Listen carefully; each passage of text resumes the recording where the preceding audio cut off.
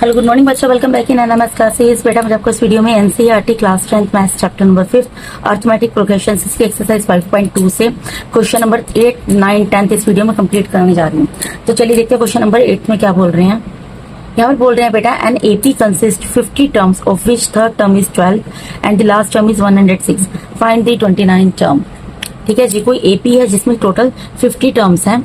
ठीक है जी, जिसमें कि थर्ड टर्म जो है वो 12 है and last term is 106, find the 29 term.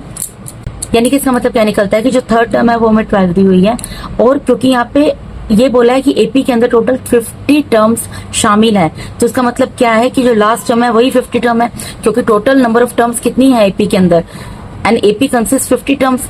इसका मतलब ये निकलता है कि जो 50 टर्म्स हैं, यानी कि जो लास्ट टर्म है वो क्या है 106, यानी कि एपी की जो 50 टर्म है उसकी वैल्यू यहाँ पर क्या है 106 है। अब हमें 29 टर्म निकालनी है। देखिए इसका मतलब क्या निकलता है, यहाँ पर मैं आपको क्या बोल रही हूँ, इसका मतलब ये निकलता है कि क्योंकि हमें यहाँ पर ये दिया है कि लास्ट टर्म जो है वो इक्वल्स टू 106 है। ठीक है, और एपी की जो 50 टर्म है, ठीक है, वो क्या है, वो यहाँ पर बोला है एपी के अंदर टोटल 50 टर्म शामिल है, यानी कि लास्ट टर्म 106 है, यानी कि 50 जो है वो लास्ट टर्म होगी। ठीक है, और इसकी वैल्यू क्या दी हुई है 106 दी हुई है। ठीक है जी, अब देखिए क्वेश्चन को मूव करते हैं। यहाँ पर क्या दे रहे हैं, एपी की थर्ड टर्म 12 दी है, तो A3 की वैल्यू हमें क्या दी हुई है 12 दी है, और हमें निकालना क्या है A29 हमें निकालना है, उसके अलावा A50 हमें ये दिया गया है यहाँ पर। ठीक है जी, अब आगे देखते हैं क्वेश्चन में। तो इसके लिए मैं क्या करूंगी, यहाँ पर फॉर्मूला लगाऊंगी वही वाला an is equals to a plus n minus 1 d। ठीक है, अब an की जगह मैं क्या लिखूंगी A3।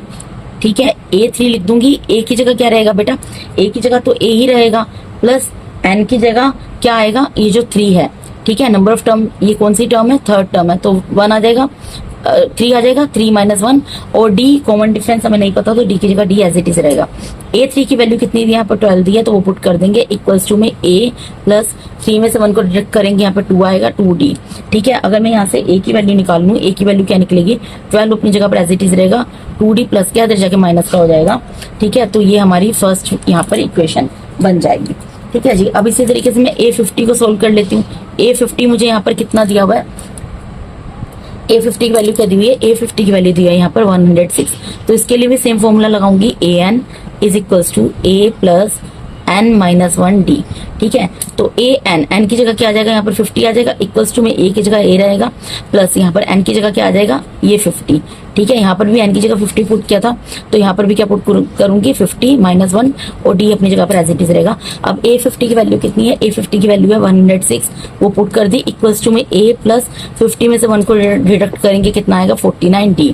ठीक है, तो यहाँ पर देखिए, यहाँ पर भी अगर मैं a की वैल्यू निकालूं तो क्या निकलेगी 106 माइनस 49d, इधर माइनस में चला जाएगा। ठीक है, ये इसको मैं सेकंड नाम दे देती हूँ। अब from first and second equation क्या मिलेगा, देखिए दोनों सॉल्व कर लेते हैं। From first and second equation, या by solving first and second equation, या फिर लिख सकते हैं subtract this equation from this equation, जो भी आप लिखना चाहो जैसे लैंग्वेज। ठीक है, बाय सॉल्विंग लिख दिया। मैं वैसे ये क्या कर रही हूँ, देखिए फर्स्ट इक्वेशन मेरी यहाँ पर क्या है, a is equals to 12 minus 2d, और सेकेंड इक्वेशन क्या है मेरी, a is equals to 106 minus 49d। मैंने फर्स्ट इक्वेशन लिखी है, मैंने सेकंड इक्वेशन लिखी है, या तो मैं फर्स्ट इक्वेशन में से सेकंड को माइनस कर दूं, या सेकंड में से फर्स्ट को कर दूं। ठीक है, तो मैं सेकंड में से फर्स्ट को कर रही हूँ, तो सेकंड इक्वेशन क्या है, a equals to 106 minus 49d, और फर्स्ट इक्वेशन क्या है, a is equals to 12 minus 2d। ठीक है, अब यहाँ पे क्या होता है, इसके आगे जो साइन होते हैं इनके साइन अपोजिट लग जाते हैं, जैसे ये प्लस का ये माइनस का हो जाएगा, यहाँ पर प्लस का 12 है माइनस का हो जाएगा, ये माइनस का 2d है, ये प्लस का 2d हो जाएगा। यहाँ पर क्या होगा, यहाँ पर माइनस से माइनस का साइन हो जाएगा कैंसिल, यहाँ पर a से a कैंसिल हो जाएगा, क्यों हो जाएगा, क्योंकि ये प्लस का a और ये माइनस का है। ठीक है, अब ये प्लस का 106 है और ये 12 जो है ये माइनस का है, तो 106 में से हम 12 को माइनस करेंगे, क्या आ जाएगा, 6 में से 2 जाएगा, यहाँ पर 4 आ गया, ये यहाँ 10 में से 1 जाएगा, 9 आ गया। ठीक है जी, तो ये उतर जाएगा 94 आ जाएगा, और यहाँ पे माइनस प्लस क्या होगा, माइनस होगा, साइन बड़े नंबर का आएगा, तो 49 में से 2 को माइनस करेंगे 47d आ जाएगा माइनस का, और यहाँ पर इक्वल्स टू में क्या है 0 है, तो इससे मैं यहाँ पर d की वैल्यू निकाल सकती हूँ।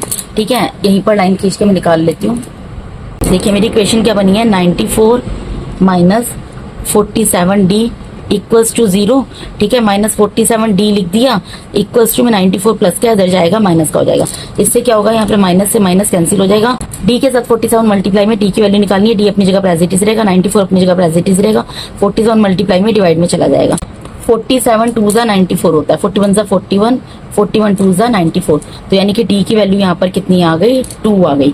तो हमने यहाँ पर D की वैल्यू निकालनी है 2, ठीक है जी।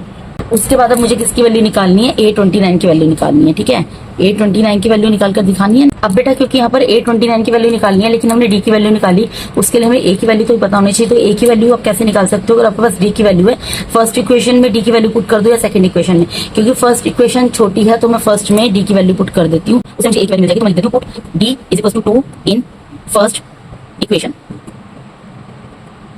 ठीक है। तो A is equal to 12 minus 2D है, ठीक है जी। तो A की जगह A रहेगा, इक्वल्स टू 12 की जगह 12 रहेगा, माइनस 2 की जगह 2 रहेगा, D की जगह 2 मल्टीप्लाई, D की जगह यहाँ पर 2 मल्टीप्लाई में आ जाएगा। A is equals to 12 minus 2 multiply by 2 4, equals to 12 में से 4 को माइनस किया क्या आ गया, 8 आ गया। तो यहाँ पर A की वैल्यू क्या निकल गई, 8 निकल गई। अब हमें A की वैल्यू भी पता है, हमें D की वैल्यू भी पता है, तो हम A29 की वैल्यू निकाल लेंगे। फॉर्मूला लगाऊंगी मैं यहाँ पर, रेट पेन से कर देती हूँ, समझने में आसानी होगी। AN is equals to A plus N minus 1D, ठीक है। मुझे क्या निकालना है, A29, ठीक है। तो यहाँ पर A29 लिख दिया, इक्वल्स टू में A की जगह क्या लिखूंगी, 8 निकला, प्लस N की जगह क्या लिखूंगी, N की जगह 29 आएगा माइनस 1, और D की जगह क्या आ जाएगा, D की वैल्यू 2 निकली है, ठीक है। A29 की वैल्यू निकालनी है, एज इट इज रहेगा, 8 की जगह 8 रहेगा, प्लस यहाँ 29 में से 1 को सब्ट्रैक्ट करेंगे, कितना आ जाएगा, 28 मल्टीप्लाई बाय 2, ठीक है जी।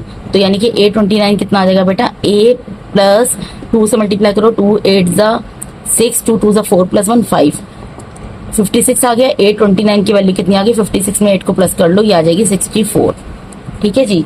तो यानी कि हमारी जो A29 है जिसकी वैल्यू हमें निकालनी थी वो कितनी निकल गई, यहाँ पर 64 निकल गई आंसर, ठीक है। इस तरीके से इस क्वेश्चन को आप इजीली सॉल्व कर लेंगे। तो यहाँ पे क्वेश्चन नंबर 8 तो होता है कंप्लीट, मूव करते हैं क्वेश्चन नंबर 9 की तरफ। अब क्वेश्चन नंबर 9 में क्या बोल रहे हैं, if the third and the ninth term of an AP are 4 and -8 respectively, which term of this AP is 0। अगर कोई एपी है उसकी थर्ड टर्म 4 है और 9 टर्म -8 है, तो कौन सी टर्म एपी की 0 होगी। तो देखिए इसको कैसे सोल्व करेंगे, हमें A3 यहाँ पर क्या दिया हुआ है, A3 दिया है 4, ठीक है, एंड A9 हमें क्या दिया हुआ है, A9 हमें दिया हुआ है -8। हमें बताना है कि कौन सी टर्म होगी एपी की जो कि इक्वल्स टू 0 आएगी। तो इसके लिए क्या करना पड़ेगा, पहले मैं इसको सोल्व कर लेती हूँ।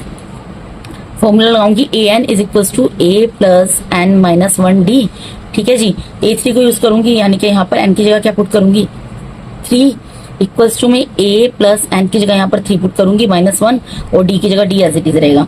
तो A3 की वैल्यू कितनी है, 4 है, 4 लिख दिया, इक्वल्स टू में A प्लस 3 में से 1 को माइनस किया 2D, ठीक है। यानी A की वैल्यू क्या निकल गई, 4 माइनस 2D, ठीक है। 4 और 2D जो है प्लस क्या है, इधर ले गया, इसको माइनस का हो गया।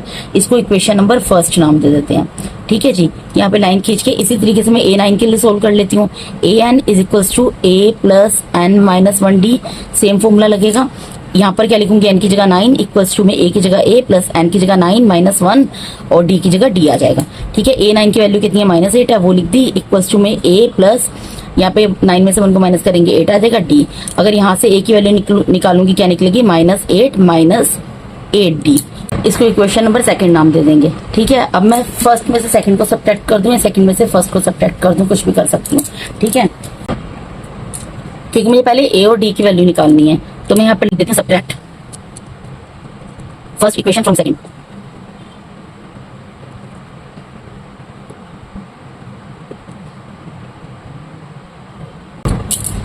फर्स्ट इक्वेशन क्या है, A is equals to 4 minus 2D।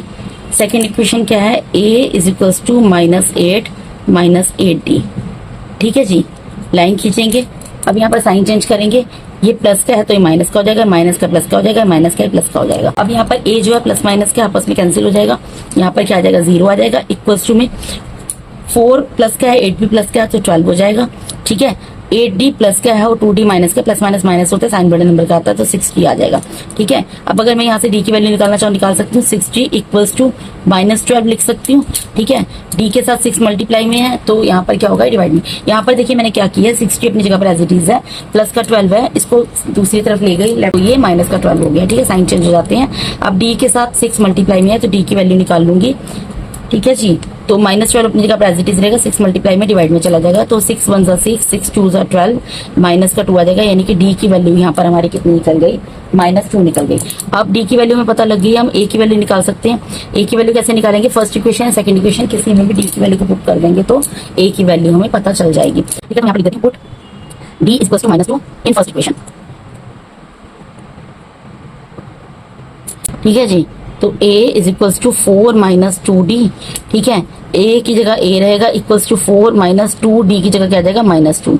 ठीक है, तो a is equals to 4, minus into minus plus के साइन में कन्वर्ट हो जाएगा, 2 2 ज़ा 4 हो जाएगा, इक्वल्स टू 8 आ जाएगा, यानी कि a की वैल्यू क्या निकल गई, a की वैल्यू यहाँ पर निकल गई 8, और d की वैल्यू हमारी क्या निकली थी, d की वैल्यू मैंने यहाँ पर निकाली थी, वो निकली थी -2।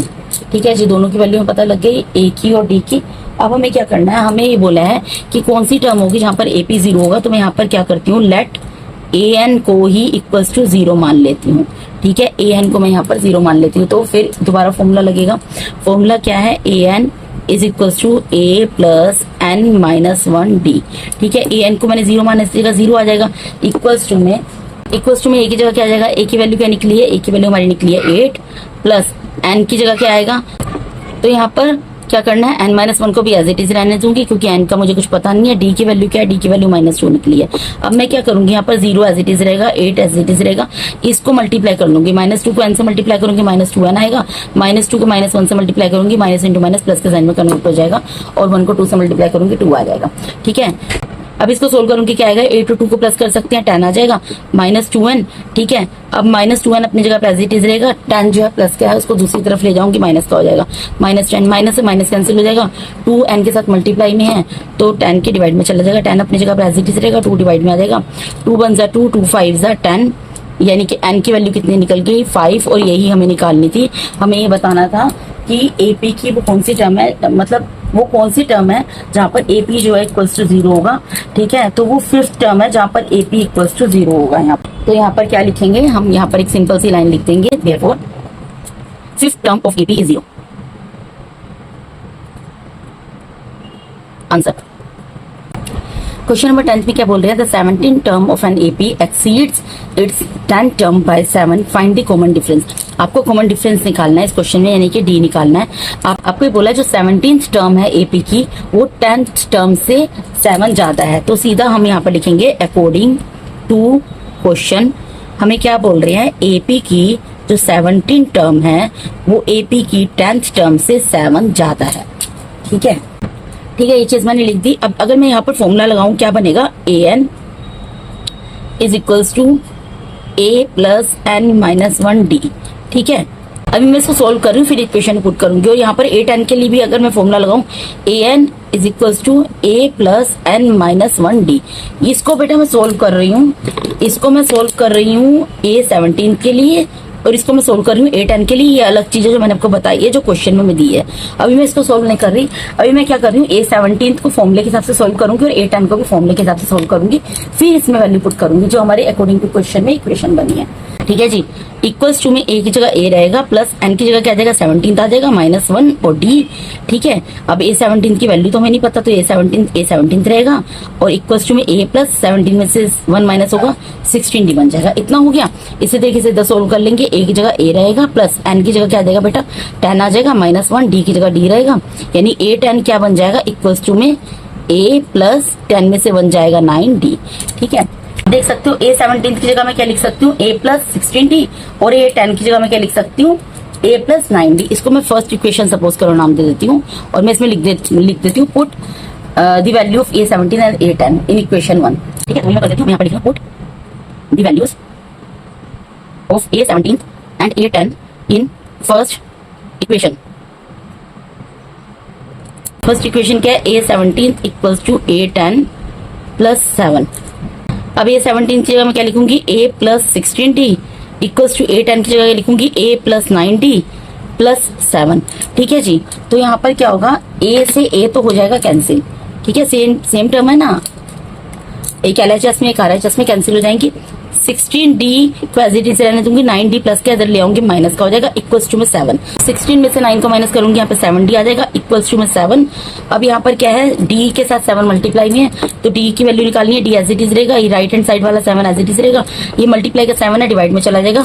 अब 7 से 7 कैंसिल हो जाएगा, 7 1 7 7 1 7, यानी कि D की वैल्यू जो हमें निकालनी थी वो क्या निकल गई, 1। और यही हमें इस क्वेश्चन में निकाल कर दिखाना था, कॉमन डिफरेंस निकालना था, तो कॉमन डिफरेंस हमारे यहाँ पर क्या निकल गया, 1 निकल गया। इसके साथ ही क्वेश्चन नंबर 10 भी होता है कंप्लीट। तो बेटा इसके साथ ही मैंने यहाँ पर आपको NCERT class 10 maths chapter number 5 arithmetic progression इसके एक्सरसाइज 5.2 से क्वेश्चन नंबर 8 9 10 पूरा कंप्लीट करा दिया है।